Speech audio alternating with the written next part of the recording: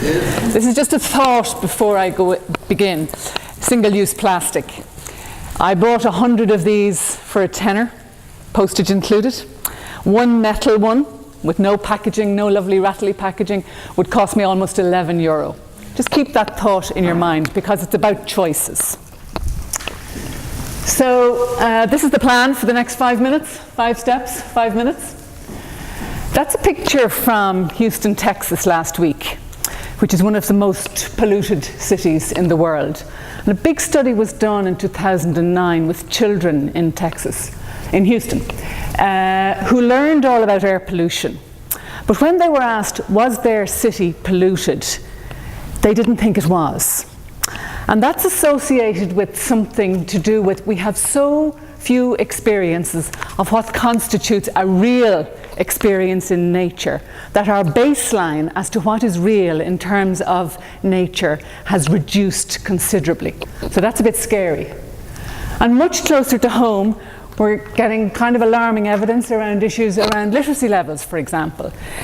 So there's a disconnect in our education systems, and all the amazing things that we're hearing about today, we're not going to be here to enjoy the fruits of those if we don't get our act together in some kind of way in terms of changing our education systems.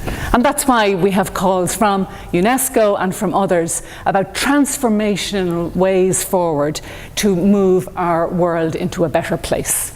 And I think that Forest School can help that process. So what's Forest School? Well, if I was a primary school child today, 1 day a week, all day, instead of going to my local classroom, I'd be going to a local woodland to learn and be taught. Question: how many of you as adults have just put your hands into wet mud? For no other reason, no one blocking drains, nothing like that. 2 people, fantastic. 3, just to feel it. So Forest School is about that sense of being in the environment rather than learning about. And we do a tremendous amount of learning about stuff in our schools and our colleges.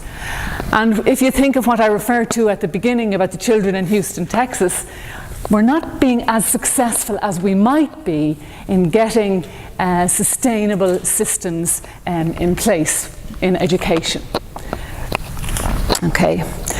We know from the research that there's something about being in natural places with responsive adults who are tuned into us as young people and tuned into the natural environment that makes a difference, and that moves us into that kind of flow learning space, that capturing the imagination, that sense of transformation. But we don't know quite enough about the specific aspects of what Forest School can contribute to that process. So that's what I'm trying to find out. What is distinctive about Forest School for children's learning and for children and for teachers' practice? In order to do that, I'm going to use the work of Nell Noddings. Nell Noddings is an American philosopher, and she's spent her life's work really trying to put care at the center of education systems. So what I'm proposing is that if we use the 6 spokes of the wheel, or the principles of Forest School, and if we practice those according to her ethic of care, which is about modelling, technical issues, dialogue, practice, and confirmation, then we've a better chance of deeper learning in our schools. How am I going to do it? Well, I'm going to use a case study where this process of Forest School has been used for the past number of years, and a survey among the Irish Forest School Association. They're the people who know a little bit about this. It's action research. So for the action research is all about cycles. So you can see there the 3 cycles of research. It's also about the participants being involved right at the beginning and right at the end, and there's a reflection interview piece here as well. Okay? But But we've got to be very important. As an action researcher, I'm very much a participant in the process. So I have got to manage that research process really well so that it's trustworthy and it's valid and it's reliable. And it's not just, I mean, you probably get the idea that I'm kind of passionate about this, but it's not just because I think it's a good idea. It has a more foundational perspective than that, which it does in terms of its impact. And I suppose the particular impact that I'm trying to get across is that policy and practice come together, have a sense of connection.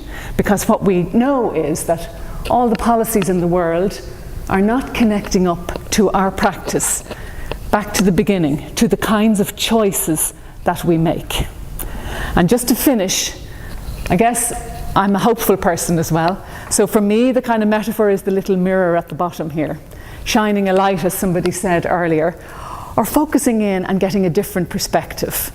So a little task for this evening. Take this with you home and stick it inside a flower head or underneath a leaf or between two stones and get that different perspective. It's a bit fiddly, it's like doing research, right?